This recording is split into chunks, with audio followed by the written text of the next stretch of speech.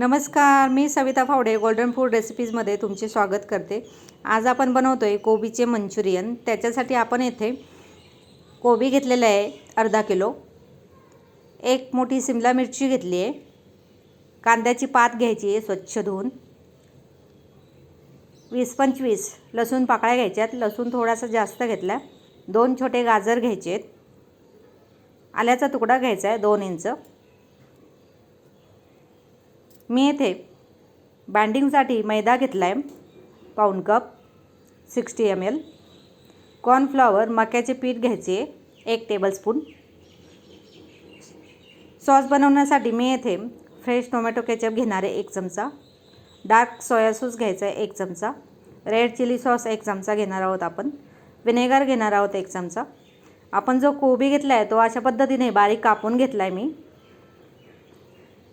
जेवढा बारीक कापता येईल तेवढा बारीक कापून घ्यायचा आहे। एक शिमला मिरची देखील ही अशी छोटी बारीक कापून घेतली, गाजर किसून घेतले आणि आलं लसूण आहे घेतलेलं ते मी बारीक किसून घेतलेलं आहे, तुम्ही त्याची पेस्ट देखील वापरू शकता। आता आपण मसाल्याची तयारी बघूयात। मसाल्यामध्ये त्याच्या अगोदर मी इथे कांद्याची पात देखील बारीक कापून घेतली आहे। मसाल्यामध्ये लाल तिखट घेतलं 1 चमचा, जिरे 1 चमचा, कांदा लसूण मसाला 1 चमचा घेतला, गरम मसाला 1 चमचा, हळद घेतली 1 चमचा आणि ओवा 1 चमचा घेतला। आता आपल्याला कोबी मंचुरियन तळण्यासाठी तेल हवं, त्याच्यासाठी मी 2 कप तेल इथे तापत ठेवलेलं आहे। तेल तापतंय मंद गॅसवरती, तोपर्यंत आपण ज्या भाज्या कापून घेतल्या आहेत त्याचं मिक्सचर आपण बनवून घेऊयात।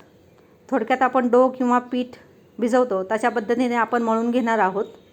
आता मी या कोबीमध्ये सगळ्या भाज्या मिक्स करून घेते, गाजर किसलेलं आणि शिमला मिरची जी कापून घेतली आहे ते मिक्स करून घेऊयात।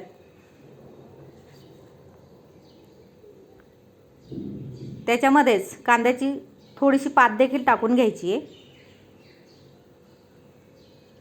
आता याच्यामध्येच आपण जे मसाले घेतलेले आहेत ते सगळे मसाले टाकून घ्यायचे आहेत आणि छान मिक्स करून घेऊया।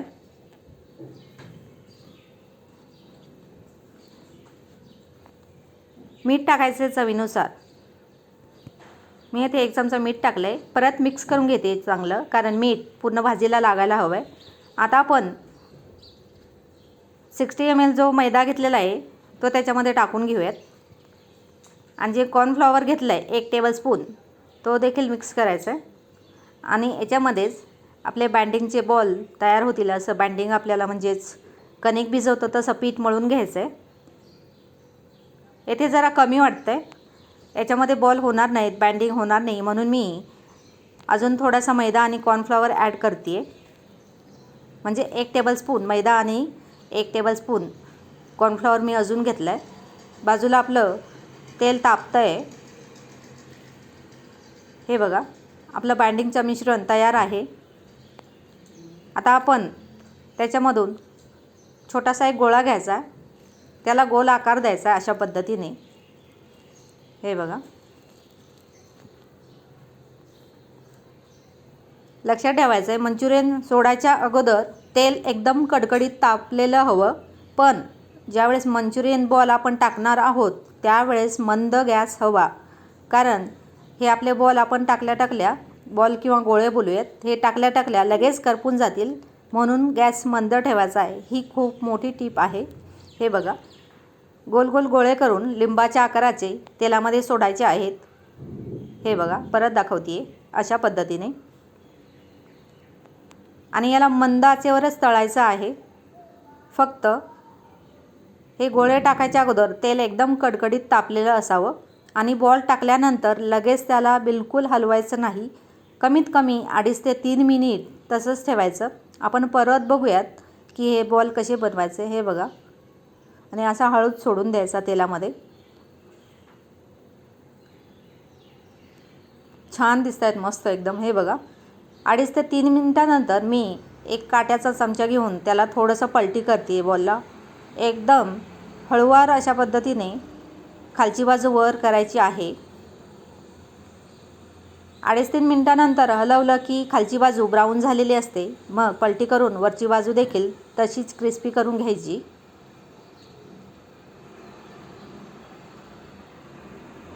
कमीत कमी 5-6 मिनटात किंवा 4-5 मिनटात देखील हे बॉल मंद गॅसवरती मस्त क्रिस्पी होतात.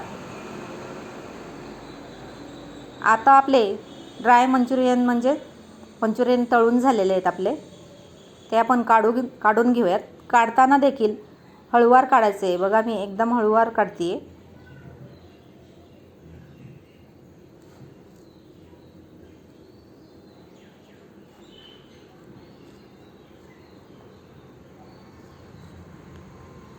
गॅस मंदच ठेवायचा आहे. सगळे बॉल आपण झाऱ्यामध्ये घेतलेत. हे बघा मस्त आवाज येतो एकदम कुरकुरीत असा. दिसायला एकदम छान ब्राऊन दिसत आहेत, क्रिस्पी झालेत एकदम मस्त. आता मी सगळे मंचुरियन बॉल तळून घेतलेत. आता जे तेल होतं त्याच्यातलं तेल मी काढून घेतलेलं आहे. गॅस मंद केला आणि 2 चमचे तेल त्याच्यामध्ये ठेवलं आहे सॉस बनवण्यासाठी. त्याच्यामध्ये आता आपलं आलं लसूण पेस्ट होती जी तयार केलेली आपण, ती फ्राय करून घ्यायची. एक कांदा देखील असे काप करून टाकला आहे तेलामध्ये आणि शिमला मिरची आपली होती त्याचेही तुकडे थोडेसे टाकायचे आहेत. आता लाल तिखट टाकूयात 1 चमचा. मिक्स करून घेऊयात त्याला. गॅस मंदच आहे आपला खाली.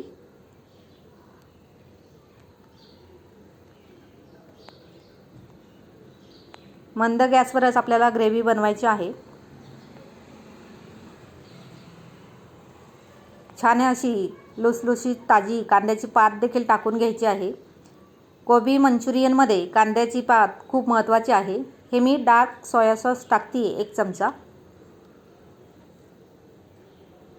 2 चमचे टाकले. रेड चिली सॉस टाकायचं आहे 2 चमचे.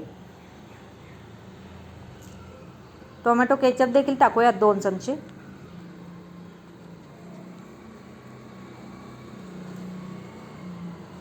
आणि मिक्स करून घेऊयात आता. विनेगर टाकूयात 1 चमचा.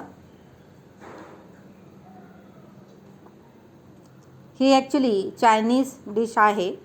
ही मुलांना खूप आवडते. मंदच गॅस आहे आपला.